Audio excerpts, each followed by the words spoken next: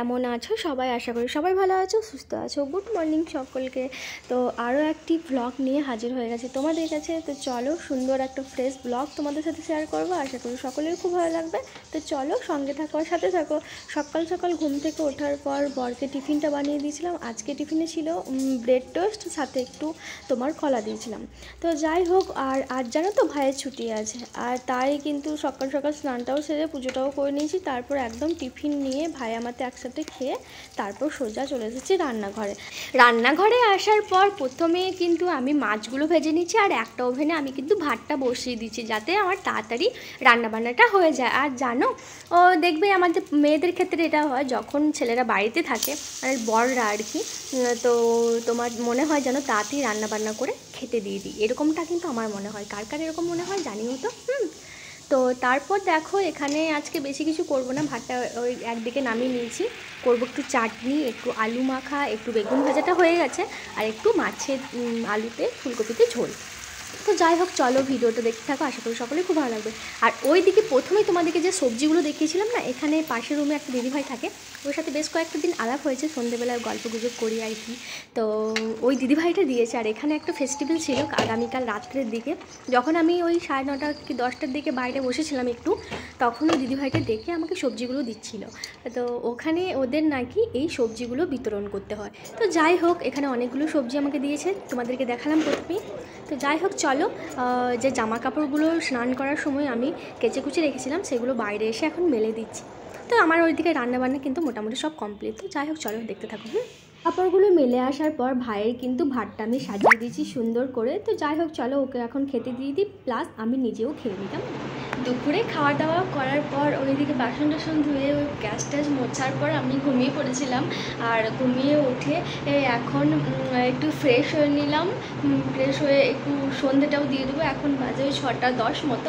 আর জানো, আমাদের এখানে না এখনও পর্যন্ত মানে সন্ধ্যেই হয়নি, এখন বিকাল মতো, মানে একদম পরিষ্কার মেঘ। এখন একটু সন্ধ্যে হতে একটু দেরি হয়। তো যাই হোক, আর আজকে সন্ধ্যাবেলায় মানে রাত্রে ডিনারে একটু ভেবেছি একটু রাইস আর একটু চিকেন বানাবো।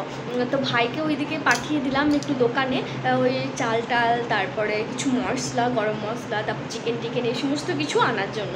তো ভাই গেছে দোকান, ততক্ষণ আমি ওইদিকে সন্ধ্যেটাও দিয়ে দেবো, তারপরে সব জোগাড়জান্তি করার আছে। তো যাই হোক, চলো ব্লগটা দেখতে থাকো, আশা করি সকলে। এইদিকে দেখো, আমার সন্ধ্যেটাও কিন্তু দেওয়া কমপ্লিট। এইদিকে ভাই বাসমতি চালটাও এনে দিল, প্লাস এইদিকে আমি মেপেও নিয়েছি কতটা চাল দেব। এবার এটাকে জল দিয়ে কিছুক্ষণ মতো ভিজিয়ে রেখে দেবো আমি এটাতে। তো আর ওইদিকে বেসিনে রেখেছি, এই দেখো বেসিনে আমি চিকেনটাকে বেশ ভালো করে ধুয়ে এটাকে আমি বেসিনেই রেখে দিয়েছি। আর এইদিকে দেখো, এইদিকে আমি কয়েকটা কাজু বাদাম আর কিশমিশ কিন্তু ভিজিয়ে দিয়েছিলাম কিছুক্ষণ আগে। এইদিকে দেখো, ক্যাপসিকাম, গাজর, বিনস, পেঁয়াজ, টমেটো সমস্ত কিছু নিয়ে নিয়েছি। এবার এগুলো কিন্তু কেটে নেবো। তো চলো দেখো।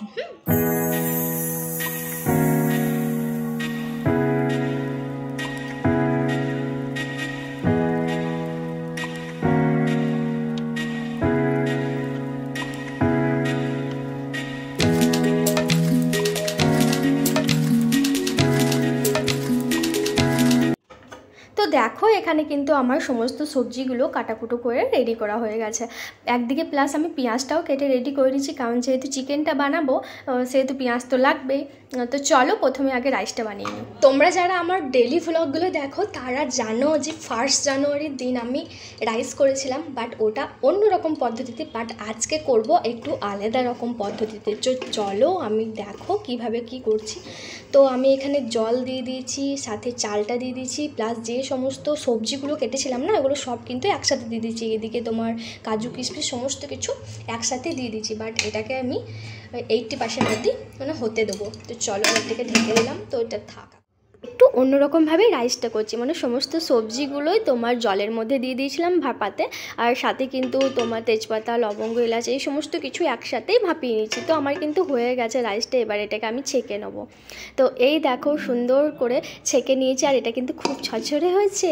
তারপর একটা কড়াইয়ের মধ্যে দিয়ে দিয়েছি কিছুটা পরিমাণ সাদা তেল। তো চলো, তোমাদের দাদাভাইয়ের সাথে গল্প করতে করতে না আমি তোমার রাইসটা মোটামুটি একদম রেডি করে ফেললাম। এবার একটু হালকা করে ঘি দিয়ে ছড়িয়ে দিলেই হবে, ব্যাস তাহলেই আমার রাইস রেডি। তো চলো এবার ঘিটা হালকা করে ছড়িয়ে দিই। এই যে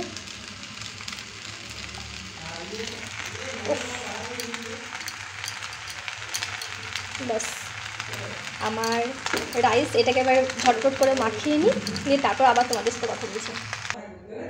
তো দেখো আমার কিন্তু ফ্রাইড রাইস একদম রেডি।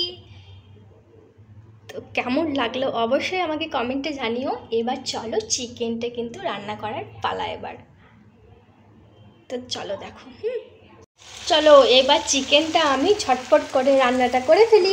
এইদিকে কিন্তু মশলাটা আমার কষানো হয়ে গেছে, আর এবার আমি সমস্ত গুঁড়ো মশলাগুলো দিয়ে দেবো এর মধ্যে, যেমন লঙ্কার গুঁড়ো, জিরে গুঁড়ো, ধনে গুঁড়ো, তারপরে একটু গরম মশলা, একটু মিট মশলা, এই সমস্তগুলো।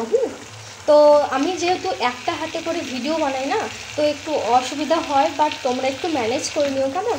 আমি আর কিছুদিন পরেই একটা স্ট্যান্ড নেবো ভেবে রেখেছি, তবে এখন একটু ম্যানেজ করতে হচ্ছে আমাকে। তো যাই হোক, তোমরাও একটু ম্যানেজ করে নিও, আমার সাথে থেকো, ব্যাস তাহলেই হবে, আমার আর কিছু লাগবে না। তো এই কদিন একটু অসুবিধা হচ্ছে, বাট তাও কী করা যাবে, যখন কেনা হয়ে যাবে তখন আবার ঠিকঠাকভাবে আমি করবো। তো চলো দেখতে থাকো, আর তোমরা আমাকে এইভাবেই সাপোর্ট করো, ভালোবাসা দিতে থাকো, ব্যাস তাহলে আর কি চাই। তো চলো দেখতে থাকো। এখানে এত গরম যে কী বলবো তোমাদেরকে, প্রচণ্ড পরিমাণ গরম। তাও গরমের মধ্যেও রান্নাবান্না করে ভিডিওগুলো শ্যুট করে তোমাদের সাথে শেয়ার করি যতটুকু পারি। আর একটা হাতে ভিডিও বানাই তো, তাই ঠিকমতো সবসময় ক্যাপচার করাও হয় না। তো ফোনটা এখন আমি একটা কৌটোর, মানে দুটো কৌটোর মধ্যে নামিয়ে রেখেছি, যাতে একটু দেখা যায় বা একটু উঁচু হয়, মানে তোমাদের সাথে একটু কথা বলা যায় নামিয়ে। তো যাই হোক, কেমন লাগছে আমার ভিডিওগুলো জানাতে কিন্তু একদম ভুলো না। আর হচ্ছে তোমরা আমাকে এইভাবে সাপোর্ট করো, ভালোবাসা দিতে থাকো, আর আমার সঙ্গে থাকো, তাহলেই আমি আমার লক্ষ্যে পৌঁছাতে পারবো। তো যাই হোক, তোমাদের একটা কমেন্ট, একটা লাইক, তারপর হচ্ছে একটা সাবস্ক্রাইব আমার জন্য ভীষণই জরুরি, ভীষণ।